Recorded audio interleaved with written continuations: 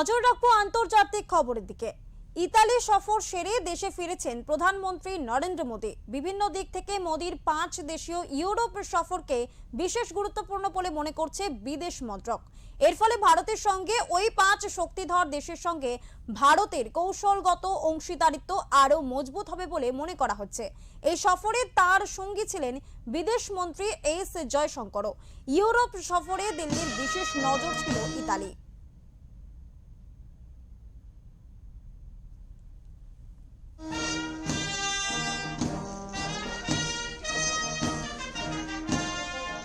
প্রধানমন্ত্রীর ইতালি সফর ছিল তার 5 দেশীয় কূটনৈতিক সফরের শেষ পর্ব।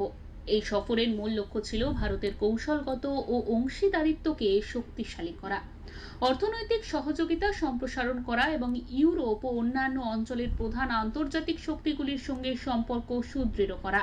দিল্লি সেই লক্ষ্য সফল বলে মনে করছে বিদেশ মন্ত্রক।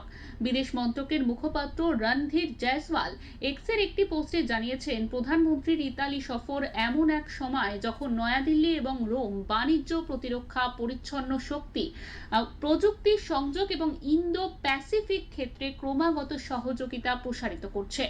রোমে দুদেশের যৌথ সাংবাদিক সম্মেলনে প্রধানমন্ত্রী নরেন্দ্র মোদী বলেন, ভারত ও ইতালি এ বিষয়ে একমত যে সন্ত্রাসবাদ মানবতার জন্য একটি গুরুতর চ্যালেঞ্জ। সন্ত্রাসবাদে আর্থিক সহযোগিতার বিরুদ্ধে ভারত ইতালির যৌথ উদ্যোগ সমগ্র বিশ্বে একটি গুরুত্বপূর্ণ দৃষ্টান্ত স্থাপন করেছে। भारत और इटली एकमत है कि आतंकवाद मानवता के लिए गंभीर चुनौती है। टेरर फाइनेंसिंग के खिलाफ हमारी साझा पहल ने पूरे विश्व के सामने एक महत्वपूर्ण उदाहरण प्रस्तुत किया है। भारत और इटली ने यह स्पष्ट संदेश दिया है कि रिस्पॉन्सिबल डेमोक्रेसी केवल आतंकवाद की निंदा नहीं करती, बल्कि उसके फाइनेंशियल नेटवर्क को तोड़ने के लिए भी ठोस कदम भी उठाती है। यूक्रेन, पश्चिम एशिया तथा अन्य तनावों को लेकर हम लगातार संपर्क में रहे हैं। भारत का मत स्पष्ट है कि सभी समस्याओं का समाधान डायलॉग और डिप्लोमेसी के माध्यम से होना चाहिए। রোমের একটি বিশেষ সভায় যোগ দিয়েছিলেন প্রধানমন্ত্রী। সেখানে কৃষি ক্ষেত্রে ভারতের মনোভাব তুলে ধরেন।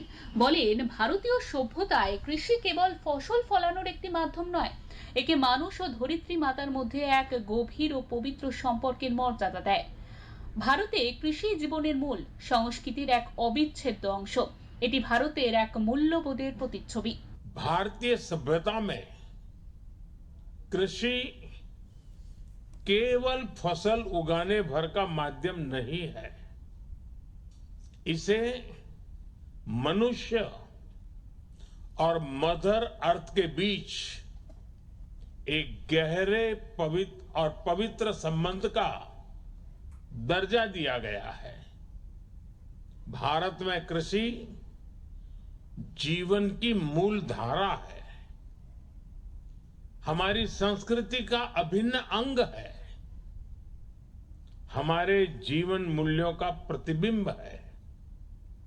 हमारे यहां धरती को मां कहा जाता है और किसान को धरती पुत्र की संज्ञा दी जाती है।